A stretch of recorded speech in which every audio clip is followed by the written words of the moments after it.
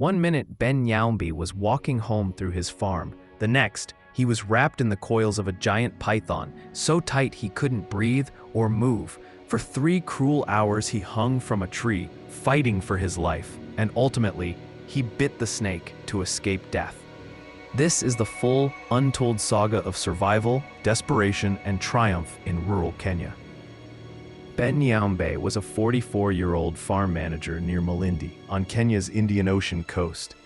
Previously, he'd spent a decade overseeing fields, livestock, and helping local farmers.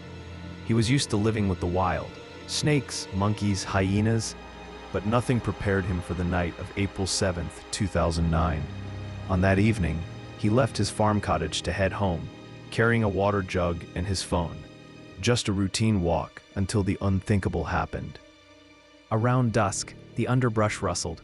Ben didn't think much of it until he felt a small pressure under his leg.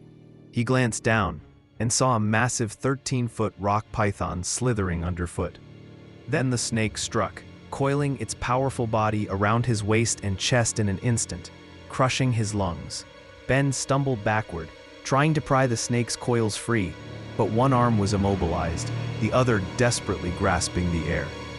Realizing that escape meant fighting back, Ben immediately bit the python on its tail, hard enough to taste its blood. The snake recoiled, then pulled upward, dragging him into a low-lying tree branch, his feet leaving the ground. This was no sudden attack. It was the beginning of a life-and-death struggle that would last hours. For the next 3 hours, Ben hung by his waist in a tree, suffocating under the python's strength. He felt his chest crack under the weight. He gulped air that wasn't enough. He bit again, this time at the python's flank. The snake hissed in pain, tightening then loosening, swinging him like a pendulum. His phone slipped free, a key moment of hope. Bleeding, gasping, Ben dialed emergency services on his phone. He called his supervisor, who rushed from the farmhouse with 2 farmhands and a machete. As they neared, Ben continued to bite and lash at the python's tail, keeping it disoriented while they readied ropes and tools. His boss anchored himself and pulled Ben free with a rope. They used machetes to cut the coils loosely. Ben crashed to the ground, shaken but alive. They delivered the snake to wildlife officials, and Ben was rushed to Malindi Hospital, semi-conscious and severely bruised. Doctors found Ben with deep cuts in his tongue, lacerations on his torso, and broken ribs. He couldn't speak or swallow. He spent weeks in hospital, learning to breathe properly again, swallowing food, and finally walking. Every inch of progress was miraculous. No snake bite, no infection, but radiation-level pressure suffocation trauma. News of his survival lit up local media. VOA News, The Guardian, and regional Kenyan outlets told his story, Man Bites Snake. Farmers said they had never seen courage like it.